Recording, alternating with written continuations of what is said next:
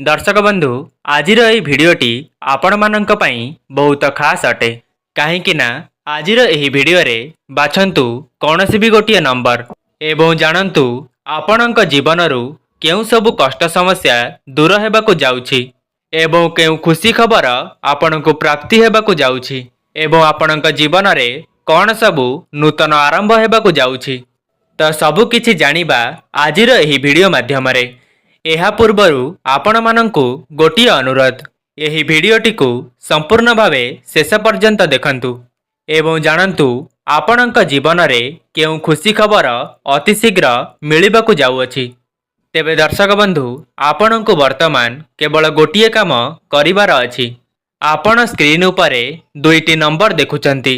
आपणकु केवल एही दुईटी नंबर मध्यरु कौनसी भी गोटिए नंबर को बाछिबार अछि।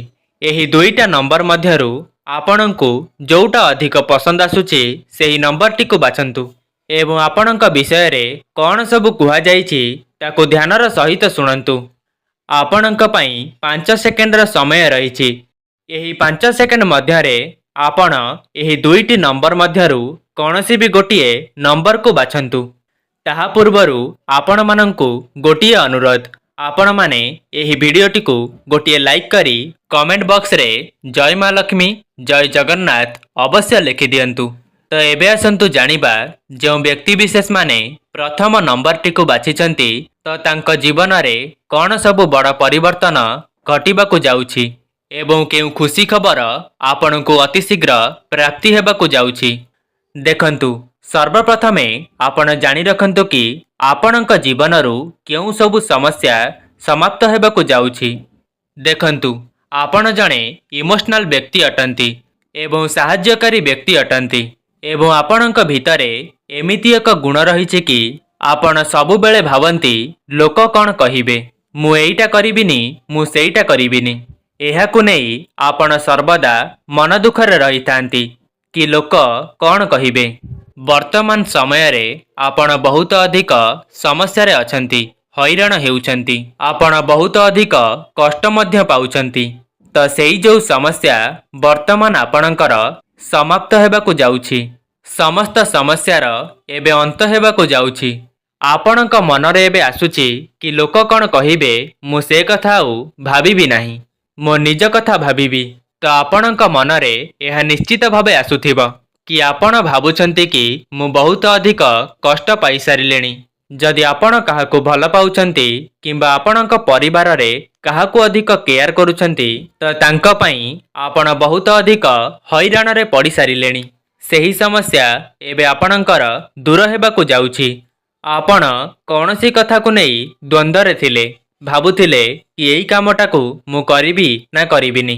सेही सबु समस्या मध्य दूर हेबा। आपणकर समस्त द्वंद्व दूर हेबा। आपण वर्तमान भल भावरे जानि सारिलेणी कि केमिति डिसीजन निया हेबो। वर्तमान समय रे आपण सेही सबु समस्या को दूर करी आगकु आगकु बढ़िबाकु जाउचंती। आपणक सहित किछि घटना घटिछि किंबा आपणकु केही धोखा देइछंती किंबा परिवार रे तिक्तता देखा देइछि, जहा फल रे आपण बहुत अधिक दुख रे अछंती। आपणकु मु गोटिए कथा कहि रखुछि, आपण बहुत स्ट्रांग व्यक्ति अटंती। आपणकर जे जेते भी अनिष्ट चिंता कले मध्य आपणकर केबे भी अनिष्ट करि परिबे नाही। आपण बहुत अधिक धैर्यशील व्यक्ति अटंती। आगामी मास गुड़िकरे आपणक पई बहुत भल समय आसीबाकु जाउछि। आपण जणे बहुत विश्वासी व्यक्ति अटंती। बहुत जल्दी काहाकु ना काहाकु विश्वास करि दियंती। आपणक सांगकु हेउ किंबा आपण जाहाकु भल पाउछंती तांकु अति शीघ्र विश्वास करि दियंती। तो विश्वास करिबा बदल रे से माने आपणक विश्वास रे धोखा देइथांती, आपणक सहित विश्वासघातकता करिथांती। सेथिपई आपण सर्वदा दुखी रहिथांती। आपणक पई बहुत भल समय एबे आसी जाइछि। आपण सेही सबु समस्यारू खूब शीघ्र मुक्त हेबाकु जाउछंती। आपण आउ दुख प्रकाश करंतु नाही, काहेकि ना आगामी दिन मानंकरे आपणकर माइंड चेंज हेबाकु जाउछि। आपण बहुत स्ट्रांग व्यक्ति हेबाकु जाउछंती। ଆପଣଙ୍କ ଜୀବନରେ ଭଲ ପରିବର୍ତ୍ତନ ହେବାକୁ ଯାଉଛି। ତେବେ ଦର୍ଶକ ବନ୍ଧୁ, ଯଦି ଆପଣ 1 ନମ୍ବର ସଂଖ୍ୟାଟିକୁ ବାଛିଥିଲେ ତାହେଲେ କମେଣ୍ଟ ବକ୍ସରେ ଜୟ ମା ଲକ୍ଷ୍ମୀ ଅବଶ୍ୟ ଲେଖିଦିଅନ୍ତୁ। ତ ଦର୍ଶକ ବନ୍ଧୁ, ଏବେ ଆସନ୍ତୁ ଜାଣିବା ଯେଉଁମାନେ 2 ନମ୍ବରଟିକୁ ବାଛିଥିଲେ ତାଙ୍କ ଜୀବନରେ କ'ଣ ସବୁ ବଡ଼ ପରିବର୍ତ୍ତନ ହେବାକୁ ଯାଉଛି ଏବଂ ଆପଣଙ୍କୁ କେଉଁ ଖୁସି ଖବର ଅତି ଶୀଘ୍ର ମିଳିବାକୁ ଯାଉଛି, ଆସନ୍ତୁ ଜାଣିବା। ଦର୍ଶକ ବନ୍ଧୁ, ଯାହା ଜଣାପଡ଼ୁଛି ଯେଉଁମାନେ 2 ନମ୍ବର ସଂଖ୍ୟାଟିକୁ ବାଛିଥିଲେ ସେମାନେ ବର୍ତ୍ତମାନ ବହୁତ ସମସ୍ୟା ଦେଇ ଗତି କରୁଛନ୍ତି। ଆପଣଙ୍କର ପୂର୍ବରୁ କିଛି ଏମିତି ଗୋଟିଏ ସମସ୍ୟା ରହିଥିଲା ଯାହା ପାଇଁ ଆପଣ କୌଣସି ବି ଡିସିସନ୍ ନେଇପାରୁନାହାନ୍ତି, କିମ୍ବା ଆପଣଙ୍କ ଦ୍ୱାରା କିଛି ଭୁଲ ହୋଇଛି, କିମ୍ବା ଆପଣ ବହୁତ ତରବରରେ କୌଣସି ଭୁଲ ଡିସିସନ୍ ନେଇଯାଇଛନ୍ତି, ଯାହାଫଳରେ କି ଆପଣ ବର୍ତ୍ତମାନ ଭାଙ୍ଗି ପଡ଼ିଛନ୍ତି କି ମୁଁ ଏଇ ଡିସିସନ୍ କ'ଣ ପାଇଁ ନେଲି, କାହିଁକି ମୁଁ ଏତେ ବଡ଼ ଭୁଲ କରିଦେଲି। ଏହା ଆପଣଙ୍କ ପ୍ରେମ ଜୀବନରେ ହେଉ କିମ୍ବା କୌଣସି କାର୍ଯ୍ୟଦକ୍ଷତାରେ ହେଉ, କୌଣସି ଗୋଟିଏ ବଡ଼ ଡିସିସନ୍ ନେଇଛନ୍ତି କିମ୍ବା ଆପଣଙ୍କର ଭବିଷ୍ୟତକୁ ନେଇ କିଛି ଭୁଲ ଡିସିସନ୍ ନେଇଯାଇଛନ୍ତି, ସେଥିପାଇଁ ବର୍ତ୍ତମାନ ଆପଣ ବହୁତ ଅଧିକ ଚିନ୍ତାରେ ଅଛନ୍ତି। କେହି ନା କେହି ଆପଣଙ୍କୁ ବହୁତ ଅଧିକ ଦୁଃଖ ଦେଉଛନ୍ତି। କୌଣସି ନା କୌଣସି ବ୍ୟକ୍ତି ଆପଣଙ୍କୁ ପୂର୍ବ କଥା ମନେ ପକାଇକି କଷ୍ଟ ଦେଉଛନ୍ତି। ବାରମ୍ବାର ସେହି କଥାକୁ ଆପଣଙ୍କ ଆଗରେ ଉଠାଉଛି, ଯାହାଫଳରେ କି ଆପଣ ତାହା ଚିନ୍ତା କରିକି ଆହୁରି ଅଧିକ ଦୁଃଖୀ ହୋଇଯାଉଛନ୍ତି। ବର୍ତ୍ତମାନ ଆପଣଙ୍କର ବହୁତ ଦୁଃଖ ସମୟ ଚାଲୁଅଛି। ଆପଣ ବର୍ତ୍ତମାନ ଏହା ଜାଣିପାରୁନାହାନ୍ତି କି କ'ଣ କରିବେ ଏବଂ କ'ଣ କରିବେ ନାହିଁ, କାରଣ ପୂର୍ବରୁ ଆପଣ ଏମିତି କିଛି ଡିସିସନ୍ ନେଇଯାଇଥିଲେ କି ବର୍ତ୍ତମାନ ସେ ଭୁଲ ବୋଲି ସାବ୍ୟସ୍ତ ହୋଇଯାଇଛି। ଆପଣ ସେହି ଭୁଲକୁ ଭାବିକି ବର୍ତ୍ତମାନ ବହୁତ ଅନୁତାପ କରୁଛନ୍ତି। ଯଦି ଆପଣ ଏହିସବୁ ସମସ୍ୟା ଦେଇ ଗତି କରୁଛନ୍ତି ତ ମୁଁ ଆପଣଙ୍କୁ ଗୋଟିଏ ସମାଧାନ ବତେଇବି। ଜୀବନରେ ମଣିଷ ମାତ୍ରକେ ଭୁଲ ହୋଇଥାଏ। ସମସ୍ତ ମନୁଷ୍ୟ କିଛି ନା କିଛି ଭୁଲ କରିଥାନ୍ତି। ସେହିଭଳି ଆପଣଙ୍କ ଜୀବନରେ ମଧ୍ୟ କିଛି ଭୁଲ ହୋଇଯାଇଛି। ଭଗବାନ ସ୍ୱୟଂ ମଧ୍ୟ ଭୁଲ କରିଥିଲେ। ଆପଣ ତ ମନୁଷ୍ୟ ମାତ୍ର।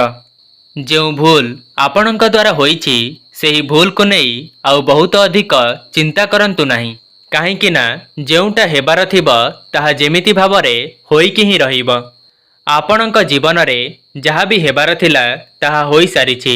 ବର୍ତ୍ତମାନ ଆପଣ ଏବେ ଭାବନ୍ତୁ କି ଆପଣ ସେହି ପରିସ୍ଥିତିରୁ କେମିତି ବାହାରିବେ।